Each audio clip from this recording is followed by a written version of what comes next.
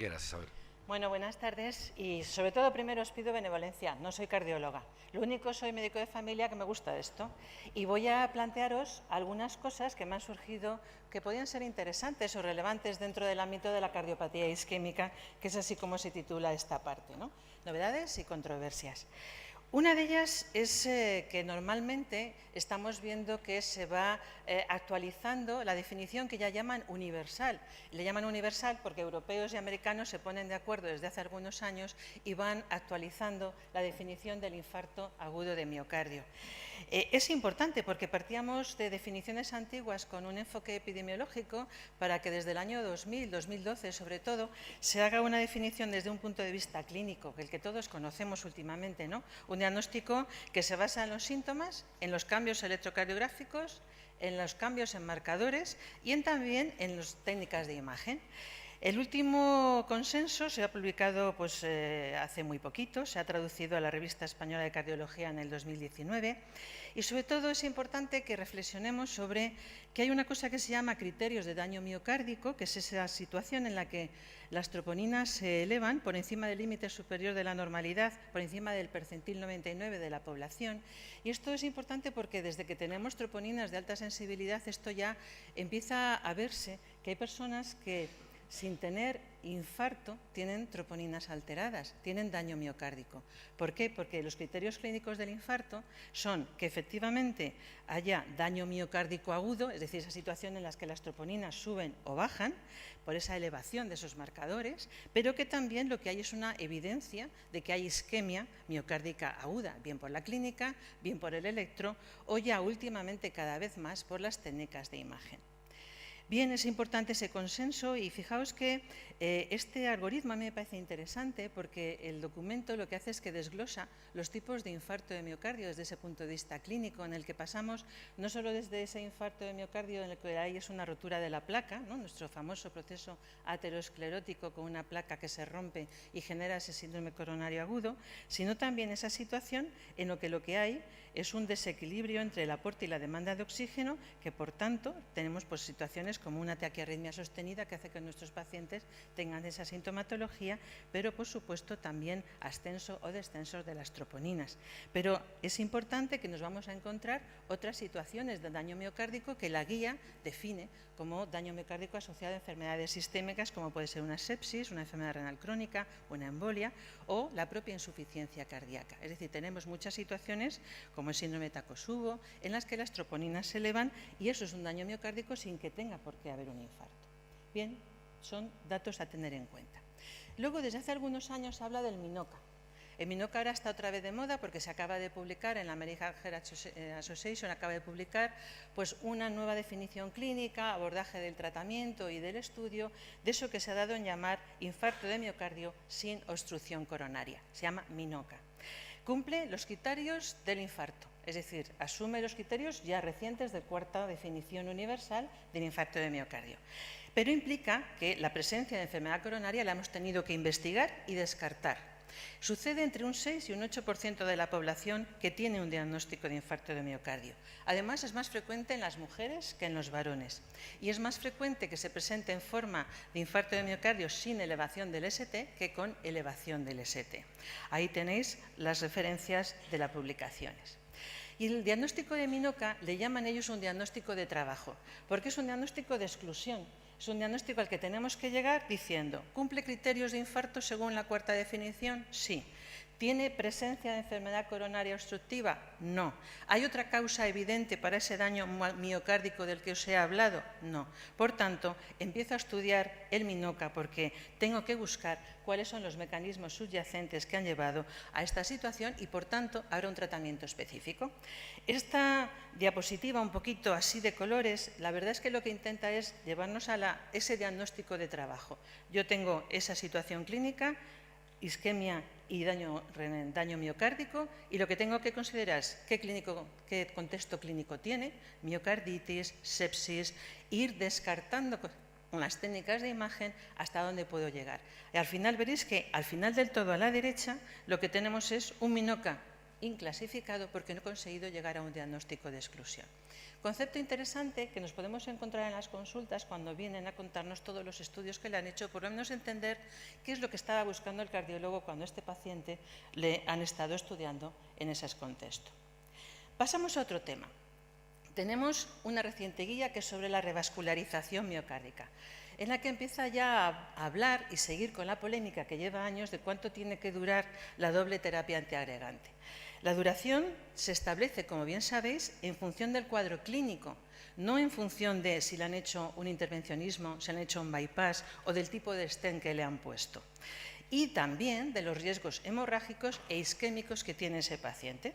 Este documento, aún reciente, no cambia mucho y mantiene que la duración de la doble terapia antiagregante tendría que ser de unos 6 meses para cuando se hace un intervencionismo coronario percutáneo en una situación de enfermedad coronario estable y 12 meses tras un síndrome coronario agudo, si bien insiste en que hay que valorar el riesgo hemorrágico e isquémico que tiene ese paciente en concreto. Y lo que hace es este algoritmo en el que nos diferencia, por un lado, si se presentó como enfermedad coronaria estable y, por otro lado, si se presentó como un síndrome coronario. Como veis, lo que decía, las rayas verdes, las zonas verdes son las de alto nivel de evidencia, 6 meses y 12 meses para cuando se presenta con un síndrome coronario agudo. Pero seguro que os habéis encontrado en la clínica, en las consultas, pacientes que les han interrumpido muy precozmente la doble terapia o pacientes que pasa el año y el cardiólogo dice que siga con la doble terapia. Y eso porque se están basando en algunos criterios nuevos que la zona naranja son niveles de evidencia inferiores. En resumen, como médico de familia, a mí me interesa saber cuánto tiempo lo tiene que mantener. ¿Esto ha sido un error? ¿Esto ha sido que está cambiando algo? Pues fijaos, centrémonos en la enfermedad coronaria estable. Con implante de stent, se recomienda que se utilice doble terapia con clopidogrel y ácido acetilsalicílico. No voy a entrar en qué tipo de antiagregante se usa acompañando a la aspirina porque va a depender en el proceso de decidir el procedimiento que se va a hacer. Pero luego en la continuación, para la enfermedad coronaria estable, siempre es clopidogrel. Y se aconseja 6 meses, efectivamente, pero hay variables que hacen que, por ejemplo, si el stent es un stent reabsorbible, se aconseja mantenerla durante al menos 12 meses o el tiempo que se considere que va a tardar en reabsorberse el stent. Y por el contrario, esos pacientes que tienen un riesgo hemorrágico alto, esos pacientes lo miden con escalas, por ejemplo esta que es la Precise-DAPT, esas situaciones tienen que acortar la duración de la doble terapia antiagregante, de tal manera que ya se está teniendo en cuenta ese riesgo hemorrágico del paciente. Y en el síndrome coronario, ya sea con elevación del ST o no, pues en esos pacientes se recomienda utilizar un bloqueante de receptor P2 y 12, generalmente durante 12 meses, asociado a la aspirina, independientemente del tipo de stent que se le haya implantado al paciente. Pero, como bien habéis visto, con ese nivel de recomendación menor, hay pacientes en los que si el riesgo hemorrágico es bajo y el riesgo trombótico es alto, y lo valoran con una escala que se llama DAPT, son pacientes más añosos, que han tenido infartos previos, que han sido más de un lecho revascularizado, esos pacientes os podéis encontrar que el cardiólogo toma la decisión de alargarlo al menos durante 30 meses, como os he puesto en esta diapositiva inicial. Bien, pero aún así, con las dobles terapias y alargando las dobles terapias, los stents se siguen trombosando. Y empezamos a hablar de otro concepto que lo vais a ver, que es la doble vía. Es que en la estenosis del stent o en las nuevas formas de que se estenosen las coronarias de nuestros pacientes, no intervienen solo las plaquetas, también está el trombo de fibrina. Por tanto, se empieza a pensar que quizá haya que antiagregar y también anticoagular para que ese trombo que está ahí no tenga una formación constante en la que están interviniendo los anticoagulantes y en la que están impidiéndolo también los antiagregantes, por mucho que lo hagamos a través de la doble vía de la antiagregación. Y en esa línea tenemos desde hace mucho tiempo un estudio que es el estudio ATLAS, que con las dosis vasculares de rivaroxaban, se ve que rivaroxaban asociado a aspirina con o sin clopidogrel, lo que hacía es que prevenía las estenosis del stent y esos pacientes tenían mejores éxitos en cuanto a la prevención secundaria. Y recientemente se ha publicado un estudio que es el estudio COMPASS, también utilizando dosis vasculares de rivaroxaban, es decir, 2,5 cada 12 horas, en pacientes con enfermedad coronaria estable, con lo cual tenemos todavía muchísimo que ver en esta situación. De tal manera que la ficha técnica de Rivaroxaban 2,5 no comercializada en España ya contempla estas dos indicaciones: la prevención en el paciente que ha tenido un síndrome coronario agudo y en los pacientes que tienen enfermedad coronaria estable, e incluso el estudio COMPAS también contempló pacientes con arteriopatía periférica y que habían sido revascularizados, con lo cual tenemos todavía por ahí una línea importante. Y siguiendo con las dobles vías, hay una situación diferente, que también estamos teniendo estudios nuevos y también algunas recomendaciones nuevas, que son esos pacientes que tienen indicación de ser anticoagulados, normalmente por una FA, pero que también se les ha hecho una intervención coronaria percutánea o han tenido un síndrome coronario agudo. ¿Qué sucede en estas situaciones? La anticoagulación oral no es útil en la prevención tras un síndrome coronario agudo. Por otro lado, la doble antiagregación no es suficiente para prevenir un ictus en un paciente con FA. Y sabemos que utilizar la triple terapia lo que nos está aportando es que nuestros pacientes son bombas de relojería con un altísimo riesgo hemorrágico. Luego, ¿qué sucede? Pues desde hace algunos años estamos teniendo estudios con los ACOT. Primero se hizo el WEST con antivitamina K, pero en los últimos años, desde el 2016, se publican estudios en los que se utilizan los ACOT, Rivaroxaban, Dabigatran, Apixaban, y está en curso el estudio con Edoxaban. Ensayos recientes que avalan el cambio hacia un tratamiento doble después de un intervencionismo de un síndrome coronario agudo en pacientes con fibrilación auricular no valvular, porque si es valvular ya no podemos utilizar los ACOT. Simplemente no me puedo detener en estudios porque no daría y tampoco creo que sea el contexto. El último que se escribe es el Augustus, en el que se ve que esa estrategia de doble terapia con Apixaban y clopidogrel es segura y ventajosa en frente al tratamiento con AVK, tanto en doble como en triple terapia. Sí que es verdad que es segura, ventajosa, siempre incrementa un poco el riesgo de sangrado, pero desde luego más de lo que lo hace cuando utilizamos la antivitamina K. Luego, un poco para resumir, fijaos que este sería un algoritmo similar al que veíamos en pacientes solo por síndrome coronario agudo, por enfermedad coronaria estable. Fijaos que también aquí se valora el riesgo isquémico y se valora el riesgo hemorrágico, y el riesgo hemorrágico hace que la triple terapia se acorte, que se proponga incluso doble terapia desde el inicio, pero lo más importante, y mi mensaje, porque es lo que nos atañe a nosotros como médicos en el día a día que seguimos a estos pacientes, es que ya vais a ver que casi todos van a recibir ACOT. Sí que es verdad que entramos en la financiación y la no financiación.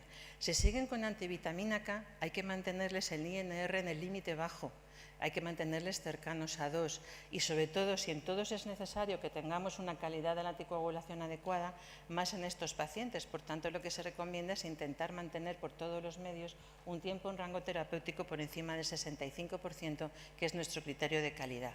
Utilizar la dosis de aspirina entre 75 y 100.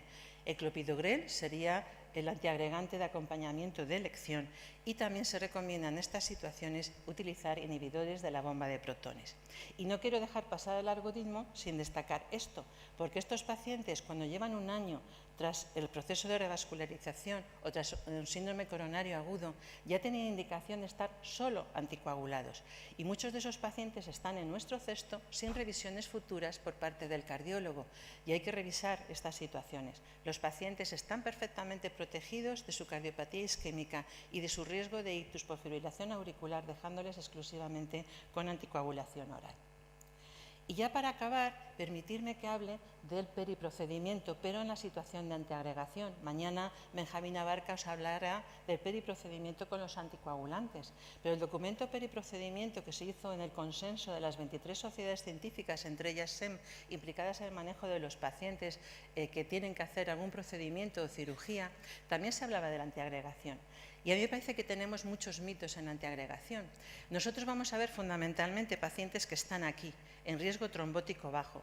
El riesgo trombótico, dentro del contexto de la enfermedad de la cardiopatía isquémica o dentro del ictus, lo da el tipo de enfermedad que ha tenido, el tipo de intervención que se ha hecho, si ha tenido mucha afectación vascular, si esto se ha repetido. Yo os aconsejo simplemente que vayáis a la tabla. Hay una tabla en la que nos dicen cuál es el riesgo trombótico del paciente. Y luego el riesgo hemorrágico del procedimiento, también tenemos tablas para consultar. Una colonoscopia no es lo mismo que una extracción dental o lo mismo que una intervención de columna espinal. Por tanto, hay que tenerlo en cuenta. Pero simplemente os llamo la atención que en muchos de estos casos lo que hay que hacer es suspender el antiagregante adicional a la aspirina y que la aspirina se puede mantener. ¿Qué vamos a tener nosotros sobre todo? Pacientes que puede que estén en monoterapia con clopidogrel. Pues a esos pacientes se les pasa a aspirina. Y si están con aspirina, se les mantiene la aspirina. Es muy importante que tengamos ese concepto. ¿Con qué excepción? Cuando estamos hablando de neurocirugía. Por tanto, es importante que lo tengamos en cuenta. ¿Por qué? Porque muchos de nosotros, y yo soy la primera, quitábamos aspirinas, quitábamos antiagregantes y poníamos heparinas de bajo peso molecular. Si ya están más que de dudosa indicación en el tratamiento anticoagulante, por favor, olvidadlas en el tratamiento antiagregante, porque se ha visto que hace un efecto protrombótico, no tiene nada que ver con las heparinas normales, en la heparina de bajo peso molecular, y de esta forma esquemática os digo, olvidaros del tratamiento puente, no se hace. La aspirina se mantiene.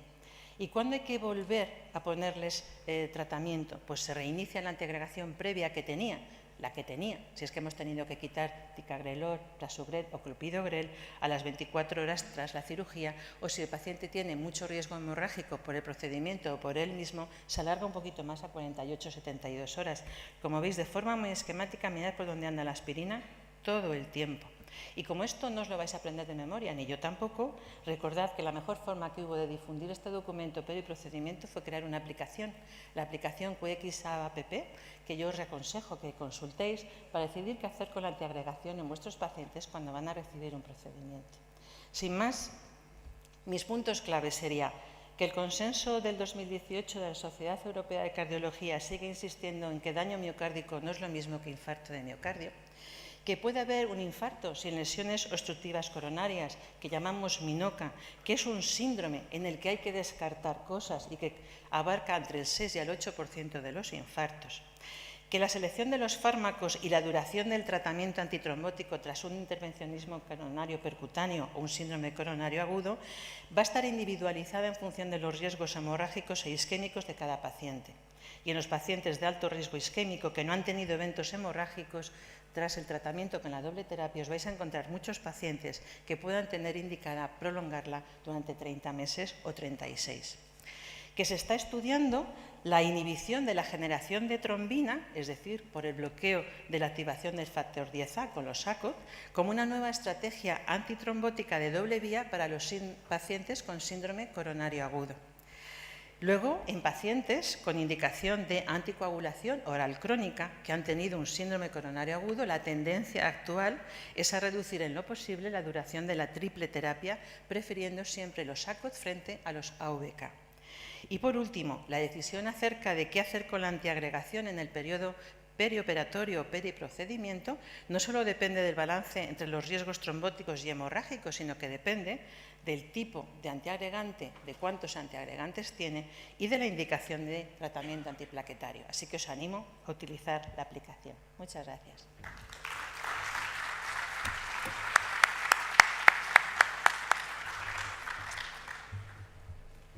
Muy bien. Gracias, Isabel. Como siempre, hipnótica tu presentación. ¿Tenéis tiempo? Ahora tenemos tiempo para el café, como encima vamos por delante del tiempo. Ha llegado el AVE como 15 minutos antes. Pues preguntad, Vicente se va a estrenar. Isabel, la aspirina en prevención secundaria, claro, dosis, ¿qué sabemos de esto? Porque estamos siempre liados, 100, el neuro manda 300, ¿yo qué tengo que hacer? Bueno, ahora con la dosis de la aspirina hay un poquito de revolución. Hay ahora un artículo muy reciente. A ver, todos sabéis que hay pacientes que estando antiagregados vuelven a tener un ictus o vuelven a tener un problema con el stent y se creía que lo que había era esa llamada resistencia a los antiagregantes, resistencia a la aspirina. Hay un estudio recién publicado que es muy interesante y además Vicente también lo ha revisado y por eso me hace la pregunta y también creo que es interesante que la conozcáis, que el peso influye mucho en que la dosis de antiagregante que elijamos de verdad sea la adecuada. Se ha visto que no es el índice de masa corporal, sino el peso, la masa magra, la que hace que haya pacientes que no respondan bien a la antiagregación. Se ha visto en un metaanálisis que la dosis de 100 hasta los 70 kilos de peso sí que ejerce un efecto protector, Pero este estudio en el que analizan todos los estudios en plan red y en plan metaanálisis, a partir de los 70 kilos la dosis de 100 puede ser insuficiente. Con lo cual, eso que siempre todos hemos dicho, yo he defendido la primera, 100 para todos, simplifiquemos esto, no hay dosis de neuro, no hay dosis de cardio, 100 para todos. Ahora que encima hay desabastecimiento de algunas marcas comerciales, pues se ha visto que la dosis de 100, y sobre todo si está en forma de comprimidos gastroprotectores, de estos con cubierta gastroentérica, puede ser menos protectora en esos pacientes, fundamentalmente pacientes de bajo peso.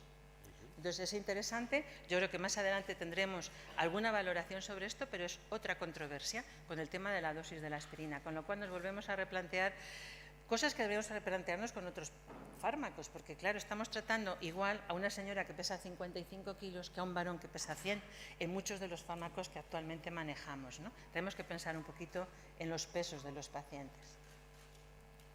¿Más aportaciones? ¿Tenéis alguna pregunta? Pues te hago yo una para terminar y luego ya hacemos las preguntitas de Marras. Yo es que tengo muy poco que preguntarte, la verdad que como siempre me quedo aquí embobado escuchándote y lo he entendido todo. Luego lo que me acuerde, de lo que me acuerde... Luego lo estudiáis, que te paso puedo decir, todas las referencias. Entonces, destácame una pregunta así un poco genérica. En tu experiencia, en estos 6 meses que llevamos de año, la novedad o la noticia que a ti te parece más relevante dentro del mundo de lo que tú controlas, cardiología y tal, para la consulta del médico de atención primaria, lo que más te haya sorprendido. No, sobre todo que me interese y me afecte en práctica es el tema de la duración de la doble terapia. Eso me afecta porque ves que cada cual hace una cosa y luego te tienes que ir a las fuentes para saber por qué lo están haciendo. Y ves los niveles de evidencia y de recomendación y ni los cardiólogos lo tienen claro, pero tu paciente en el medio está ahí que no sabe si lo tiene que alargar, no lo tiene que alargar, y muchos con un alto riesgo hemorrágico por tener una doble antiagregación, ¿no? Entonces eso es lo que más me ha llamado la atención porque me afecta a mi práctica clínica diaria. ¿Cuánto tiempo tiene que estar tomando las dos cosas, el clopi y la aspirina, o el prasugrel y la aspirina? Y luego también es interesante que los cardiólogos eligen los de más potencia, prasugrel y ticagrelor, en determinadas circunstancias que yo desconocía que podían ser más eficaces, ¿no? Porque claro, no estamos estudiando todos los ensayos clínicos que están saliendo con los nuevos antiagregantes, que es un mundo, ¿no? Y luego la doble vía de anticoagulación, antiagregación, creo que se abre ahí un campo que va a ser importante, sobre todo para nosotros que manejamos mucho arsenal terapéutico. Pues tú síguetelo estudiando para que nos lo sigas contando.